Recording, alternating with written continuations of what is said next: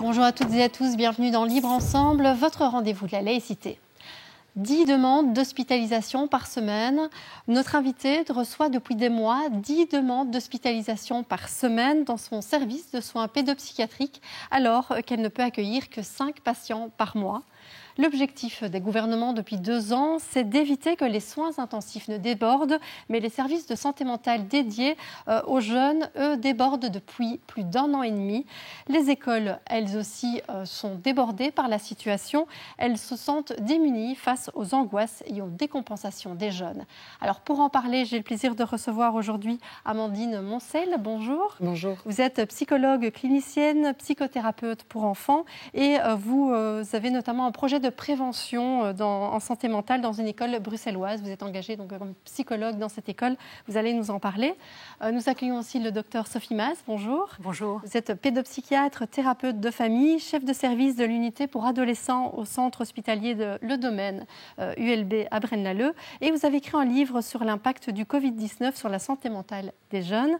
Et enfin, Véronique Dethière. Bonjour. Bonjour. Vous êtes chargée de mission à la FAPEO, mais si vous êtes là aujourd'hui, c'est plutôt pour témoigner de votre vécu de maman d'une jeune fille qui a décompensé pendant la crise sanitaire. Alors, docteur Sophie Mas, la situation aujourd'hui dans les services de soins pédopsychiatriques, quelle est-elle ? Mais la situation est malheureusement catastrophique et ce n'est pas que dans les services d'hospitalisation, c'est aussi dans tous les services ambulatoires.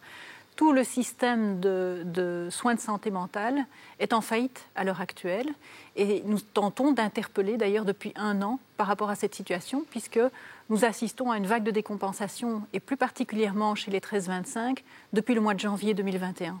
Ça fait plus d'1 an. Alors, je le disais en introduction, vous recevez plus de 10 demandes d'hospitalisation, par exemple, par semaine. Vous décrivez dans le livre des parents qui téléphonent en pleurs dans les services et des soignants qui n'ont pas grand-chose à proposer. Oui, c'est malheureusement assez dramatique ce que nous rencontrons. Nous avons tenté d'éviter ce drame aux médecins intensivistes qui travaillaient en unité de soins intensifs, de ne pas devoir trier effectivement les patients âgés qui étaient atteints du Covid et de pouvoir donner des soins pour tous. Et malheureusement, cette situation n'a pas été évitée aux pédopsychiatres qui doivent trier à l'heure actuelle les patients. Mais je vous mets au défi de trier entre un jeune de 14 ans qui est suicidaire et une jeune fille qui a 15 ans et qui est tout aussi suicidaire. Donc la situation est véritablement catastrophique dans notre secteur. Ouais. Alors, mais comment expliquer que les jeunes, on va dire de 13 à 25 ans, c'est ceux qui sont particulièrement touchés, vous nous le dites aujourd'hui, comment expliquer que ces jeunes aient été particulièrement fragilisés par les confinements, déconfinements, reconfinements successifs ? Qu'est-ce qui fait qu'un jeune, dans sa construction, on va dire, a été particulièrement touché par ça ? Alors, je pense qu'il est important de partir de la clinique et de ne pas faire des hypothèses dans le vent. La situation que nous rencontrons actuellement, ce sont des jeunes qui sont effectivement très anxieux, très déprimés, qui n'ont plus le goût de vivre et qui se présentent à nous en nous expliquant qu'en fait, ils ne savent pas pourquoi ils sont dans cet état-là. Bruno Humbeck a parlé du syndrome d'engourdissement. Nous avons demandé à ces jeunes, en fait, de mettre de côté tous leurs désirs, toutes leurs envies pendant 1 an, d'être confinés, de ne plus sortir, de ne plus avoir d'activité sociale, de ne plus avoir d'activité parascolaire. Et nous leur avons envoyé le message qu'ils n'étaient pas en danger eux-mêmes par rapport au Covid, mais qu'ils représentaient un danger pour les autres. Ce message a été particulièrement bien intégré chez les jeunes et la très grande majorité des adolescents et des jeunes majeurs se sont effectivement conformés aux directives que nous leur avons données d'un isolement social complet. Alors, il y a bien eu effectivement quelques exceptions, on en a beaucoup parlé, mais ça fausse l'image. La grande majorité des jeunes se sont effectivement tout à fait conformés aux demandes. La difficulté, c'est que ces jeunes ont vu leur facteur de stress augmenter, comme dans la majorité de la population, mais ont vu aussi les capacités à pouvoir dépasser ce stress, le mentaliser, l'élaborer, le comprendre, se voir complètement restreintes. Pourquoi ?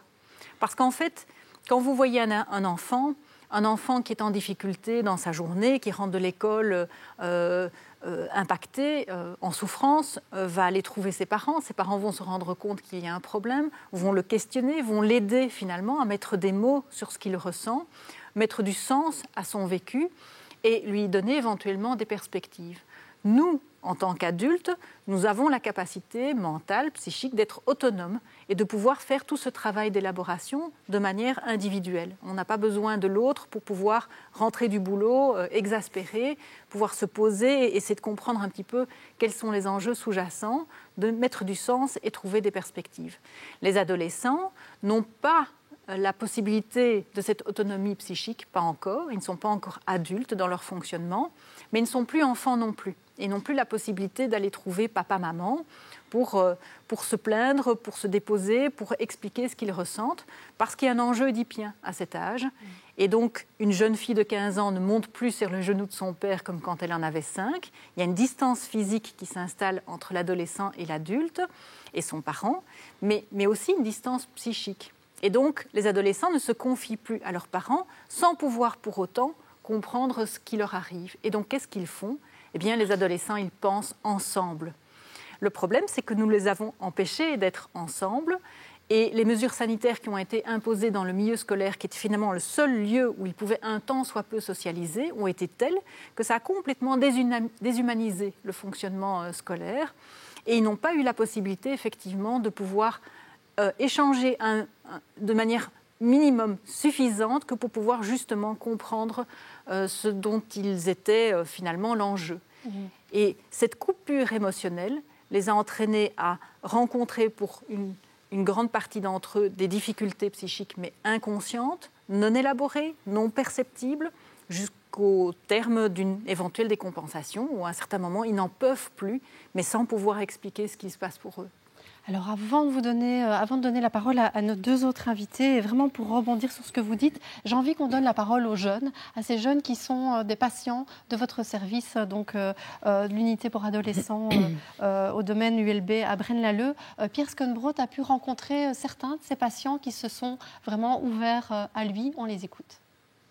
J'étais déjà pas bien avant qu'il y ait toute cette histoire de Covid. Mais je pense que le premier confinement n'a rien arrangé du tout parce que vivre dans une maison, on est 6 dans ma maison, vivre enfermés les uns sur les autres, j'aime beaucoup ma famille, mais 6 les uns sur les autres pendant plusieurs mois, non. Donc là, ça m'a déjà fait dérailler un peu et puis voilà, je me retrouve ici après plein d'événements. J'ai connu une période avant où j'avais des amis, où j'étais heureuse et je veux retrouver ça.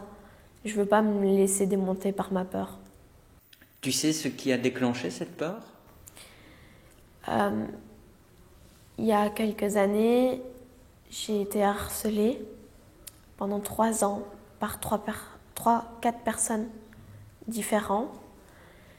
Et donc j'ai eu très peur, j'avais beaucoup d'insécurité, que ce soit à l'école ou avec mon téléphone, parce qu'on m'a harcelée aussi par message. Et puis le Covid est arrivé et donc j'ai été coupée de tout le monde, ce qui a rajouté au fait que je n'aimais pas être en foule déjà de base, mais être coupée de tout le monde m'a prouvé que je préférais ça. Et donc je ne voulais plus sortir du tout. En fait, c'est vraiment le mois d'octobre et novembre 2021 j'étais vraiment dans une période où ça allait pas du tout. On pouvait plus me laisser toute seule chez moi. Je faisais plus rien. Je sortais pas de ma chambre. Je sortais très peu. J'avais aucun rythme de vie. Je dormais toute la journée. Puis je me réveillais de temps en temps pour sortir un peu, mais c'est tout. Et donc, ils ont dit que c'était vraiment la solution qu'il fallait maintenant parce que c'était urgent que je puisse reprendre tout doucement, que j'arrive à me soigner et que je reprenne un rythme de vie correct.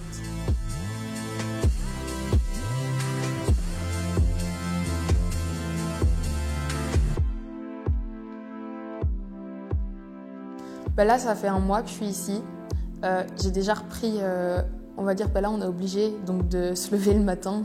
Mais ça aide d'être pris en charge aussi. Je veux dire, on est fort entouré par plusieurs professionnels, donc on sent que ça peut avancer. Bon, après, c'est facile à dire, hein, parce que c'est un travail qui est long et embêtant, mais voilà. Et donc on se bat alors ? Oui. Et est-ce que la bataille donne des résultats ? Pour l'instant, oui, parce que je me suis fait plein d'amis ici et j'y croyais absolument pas, parce que j'ai osé parler.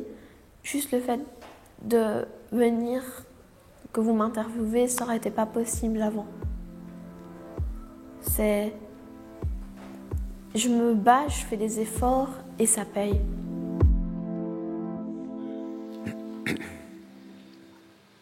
Alors, Véronique de Thiers, je me tourne vers vous. Est-ce que, quelle réaction est-ce que vous avez quand vous entendez ça? Est-ce que vous reconnaissez finalement un peu votre situation, celle de votre fille, dans ce témoignage? Oui, évidemment. Je veux dire, c'est excessivement touchant. Je veux dire, c'est vraiment...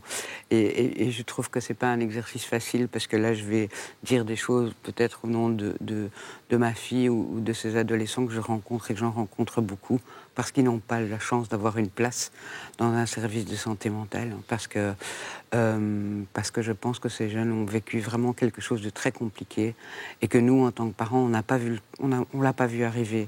On a vraiment... quand le cataclysme s'est présenté et que les choses étaient vraiment à un niveau catastrophique, on a été, en tout cas, les parents avec qui j'échange et moi-même, on a vraiment été démunis. Et on s'est retrouvés face à une situation où les soins de santé mentale étaient débordés. Et donc même trouver un thérapeute, un psychologue pour que ma fille puisse aller parler, ça a été un chemin de croix et c'était une urgence pourtant qu'elle aille rencontrer un professionnel.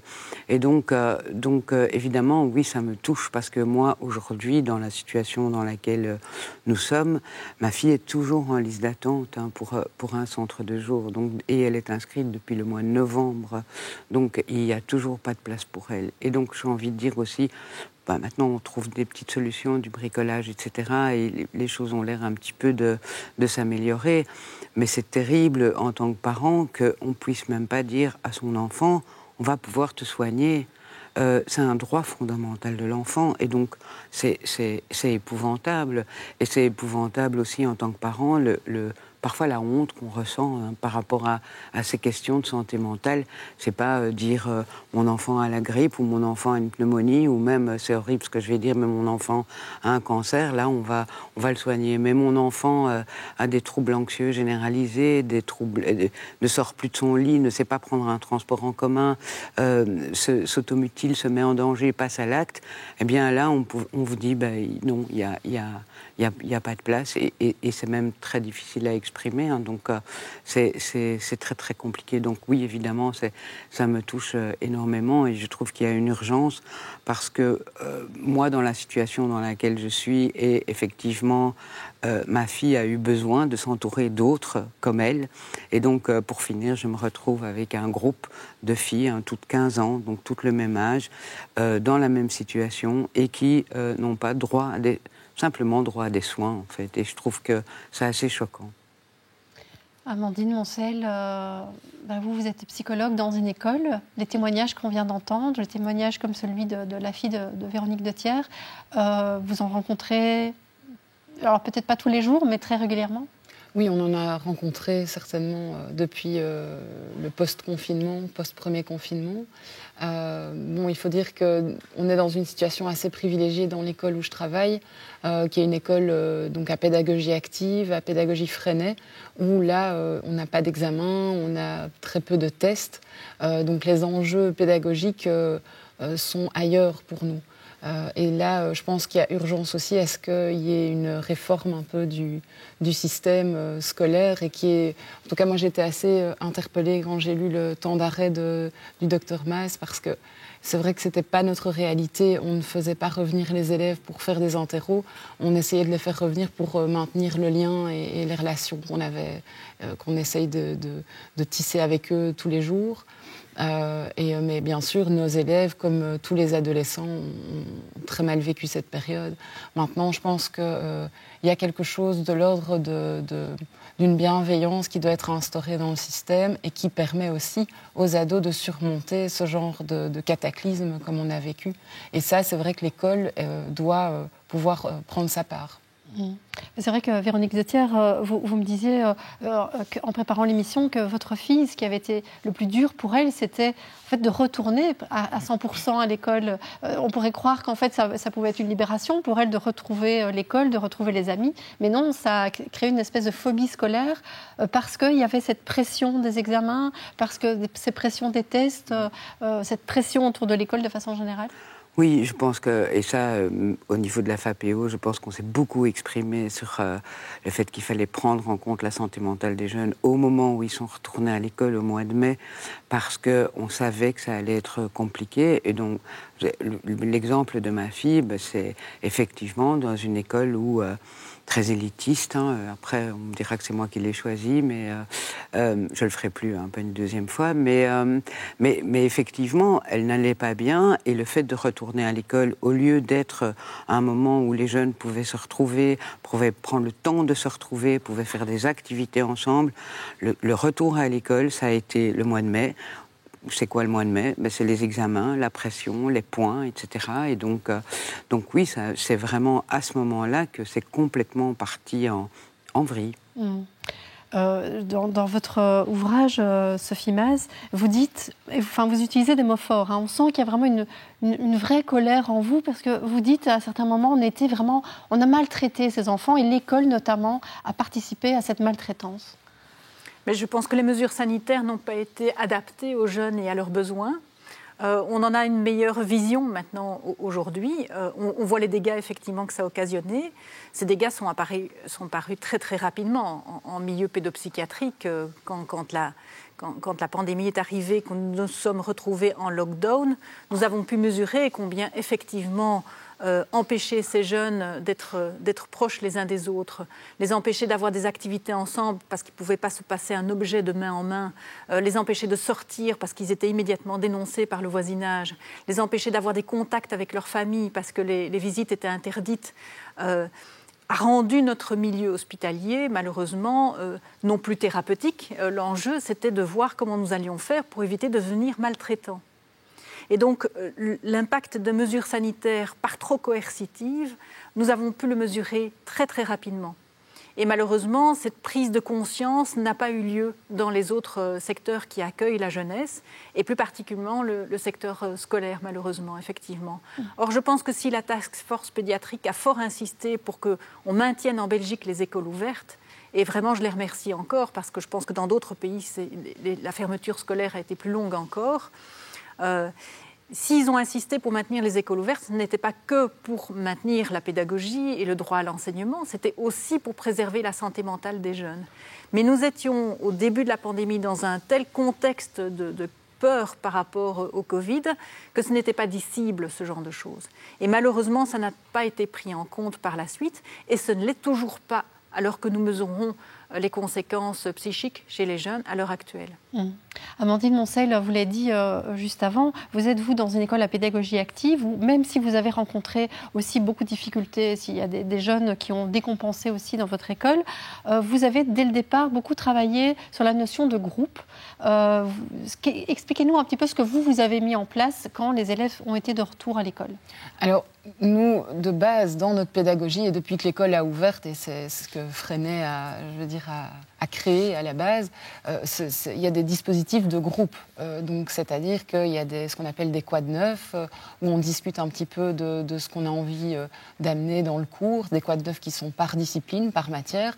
Et il y a aussi ce qu'on appelle des réunions de coopération, où en fait, toute la classe avec leur titulaire ont une période de cours par semaine pour discuter de projets de classe, de conflits, de leur vécu. Donc ça, c'est quelque chose qui sont des rituels qui sont là à la base. Donc nous, on n'a pas fait beaucoup plus que ça, si vous voulez. On a poursuivi notre projet en lequel on croit beaucoup et qui semble efficient, qui semble être une réponse adéquate et adaptée aux besoins des adolescents et d'ailleurs des enfants aussi. Maintenant, on a pu en tout cas se connecter aux besoins des élèves par des sondages, par exemple, qu'on a essayé de faire pour comprendre un petit peu ce dont ils avaient besoin quand les hybridations ont commencé. Nous, on était assez paniqués. Quel choix faire en tout cas, dans un grand questionnement, certains venaient tous les matins dans certaines écoles. Enfin voilà, donc quel système mettre en place? Donc on a un petit peu aussi essayé de sentir ce que les ados souhaitaient. Et puis poursuivre un petit peu nos tâches avec des valeurs qui sont les nôtres, des valeurs humanistes et la bienveillance qui doit caractériser ce type d'école. Je pense qu'en faisant ça, voilà, c'est comme ça qu'on a pu soutenir en tout cas une majorité de nos élèves. Et le groupe, c'est vraiment un outil thérapeutique? C'est quelque chose que vous utilisez comme outil?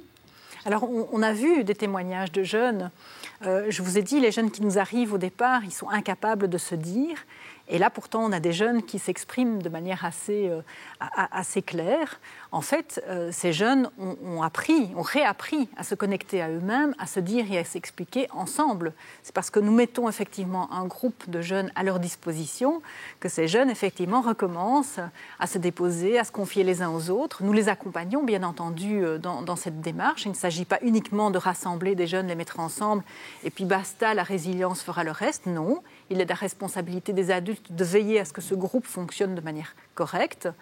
Donc il y a tout un travail d'encadrement qui doit être réalisé, mais notre outil thérapeutique le plus efficient, c'est en fait le groupe des jeunes eux-mêmes. Et ce groupe, il existe en dehors des hôpitaux, et il existe dans les milieux scolaires, ça s'appelle un groupe classe.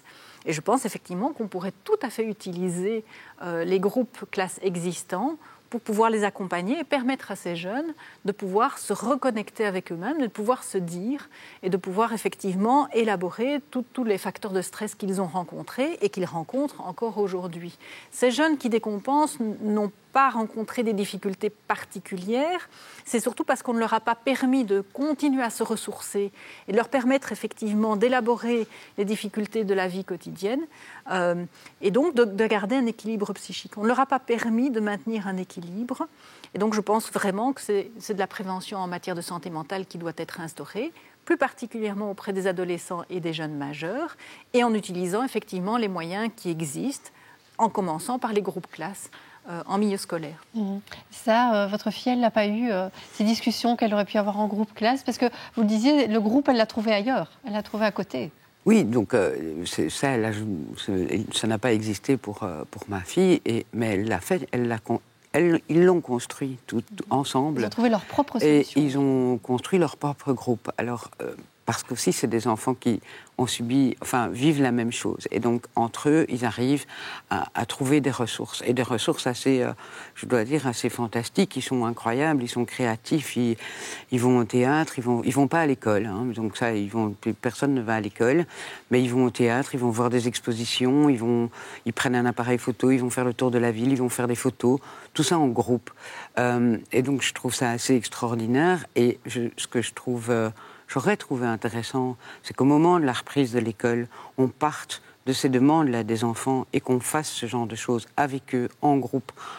Pourquoi fallait-il faire absolument des évaluations et des examens? On aurait pu dire aux jeunes, mais qu'est-ce qui vous intéresse, qu'est-ce qui vous ferait plaisir? Prendre un appareil photo, aller faire le tour en ville, faire des photos, et puis nous expliquer ce que vous avez photographié et pourquoi. Je pense que c'est un apprentissage informel hyper intéressant et qui aurait permis et qui aurait donné du sens aux jeunes. Malheureusement, ça n'a pas été fait. Donc là, elle a construit son groupe et on essaye maintenant tout doucement qu'elle puisse reprendre l'école avec une autre école qui est un peu plus à l'écoute et qui essaye en tout cas. Mais c'est compliqué parce qu'on n'est plus dans la prévention pour ma fille, mais on est ailleurs. Hein. Donc là, je pense que l'école, elle a ses limites aussi. Oui, mais justement, en matière de prévention, l'école, elle peut faire quoi? Parce que vous avez été engagé il y a 2 ans, notamment pour mettre en place un programme de prévention. Depuis 2 ans, vous gérez plutôt les urgences, mais ce serait quoi votre idéal de prévention à l'école? Je pense que il y a déjà plein de choses qui ont été pensées avant nous. Je veux dire, ce que propose le Dr Maas de faire des groupes de parole, des groupes thérapeutiques dans les écoles, ça c'est une super idée. Ça peut être en partenariat avec tout plein d'acteurs qui sont là pour les jeunes, les AMO, les PMS, les plannings familiaux. Je pense qu'il y a aussi des choses à intégrer dans le système aussi. Parce qu'évidemment, les partenaires sont à l'extérieur, mais je trouve qu'à l'intérieur, nos profs se sont formés sur le tas et font ça de manière extrêmement performante, de pouvoir être simplement dans le dialogue avec les jeunes. Je pense que dans la formation des profs, il y a aussi quelque chose à nommer sur le besoin de liens, de relationnel que les ados ont. Enfin voilà, il y a plein de façons de fonctionner qui peuvent partir de l'adulte, qui déjà en son pouvoir a une capacité de contenance de ce qui se passe, des émotions. Et donc, c'est déjà une chose. Et maintenant, il y a plein d'autres initiatives à mettre en place, mais juste simplement mettre des mots et permettre aux ados et aux enfants d'ailleurs de mettre des mots sur les choses, ça peut déjà être un très bon dispositif de prévention, à mon avis. Docteur Maes, mettre des mots, c'est aussi mettre des mots sur la colère de ces jeunes, parce que ces jeunes, que ces jeunes ados, mais aussi des jeunes un petit peu plus âgés, ceux qui étaient à l'université, en école supérieure, ils ont une colère en eux, vous qui les rencontrez? Alors c'est vrai qu'il y a eu une double, voire une triple peine pour les étudiants du supérieur et universitaire, puisqu'ils se sont retrouvés durant toute l'année académique passée en distanciel, à suivre tous leurs cours sur un petit écran, dans un cote de quelques mètres carrés pour certains d'entre eux, et à devoir effectivement faire un choix entre leurs études d'un côté et manger de l'autre, puisque une partie d'entre eux finançaient leurs études avec des jobs étudiants qui ont disparu. Et donc, oui, il y a une précarité financière et une précarité de vie qui a été pire encore chez les étudiants du secondaire et de l'universitaire. Des études ont été menées en partenariat avec l'ensemble des universités francophones qui ont démontré effectivement qu'au-delà de 55% de taux de dépression chez les étudiants, 55% de taux d'anxiété chez des étudiants, l'émotion dominante était la colère. Et je pense effectivement que cette colère est tout à fait légitime, mais va devoir trouver un moyen de s'exprimer. Le problème, c'est que la majorité des jeunes, à l'heure actuelle, ont tendance à retourner cette colère contre eux, et nous assistons à une flambée de tentatives de suicide chez les adolescents, malheureusement. Il serait bon que cette colère puisse s'exprimer selon un autre canal. Et la colère des jeunes, nous la connaissons, elle s'exprime notamment dans les manifestations pour le climat qui existaient avant la pandémie. Elle s'exprimait contre les violences policières et pour effectivement un système démocratique efficient. Et cette colère, elle s'exprime quand elle trouve une manière de s'exprimer avec du sens. Les adolescents ont besoin de sens, les jeunes majeurs ont besoin de sens. Et à l'heure actuelle, malheureusement, plus la pandémie évolue, moins les mesures ont du sens à l'heure actuelle. Oui, et alors juste pour terminer, mais c'est vrai que sur cette perte de sens, la situation aujourd'hui, est-ce que votre fille, par exemple, elle trouve du sens? Où est-ce qu'elle trouve encore du sens? Elle trouve je pense qu'ils sont pleins de ressources, ces jeunes et ces adolescents, pour autant qu'on leur laisse un petit peu la parole, pour qu'on leur laisse la rue, l'expression, qu'on les écoute aussi. Hein. Je veux dire enfin, moi j'ai envie que, pour conclure, de dire qu'on est quand même dans une société où les adultes décident tout pour ces jeunes. Et à un moment, il serait bon et intéressant surtout, parce qu'ils sont intelligents, ils sont créatifs et ils sont porteurs d'une autre société. Et donc j'ai envie de dire, laissons-les s'exprimer et écoutons-les surtout, et surtout dans les écoles, et ça c'est vraiment pour moi essentiel, c'est la démocratie, elle doit s'installer dans les écoles, et les enfants, les adolescents, ils vivent dans l'école, et donc construire les règles avec eux, les faire participer, leur donner la parole, me semble déjà, peut-être qu'on avancera un tout petit peu. Et s'adresser à eux, les écouter, ne pas leur imposer un cadre, je pense que c'est des choses qui peuvent ressortir en tout cas de notre discussion. Merci beaucoup à toutes les trois. Je rappelle votre livre, Sophie Maes, Covid-19, l'impact sur la santé mentale des jeunes. On peut le retrouver sur le site de Yapaka et c'est une lecture, je pense, très instructive. Merci vraiment à toutes les trois. Merci à vous de nous avoir suivis et une belle journée à tous.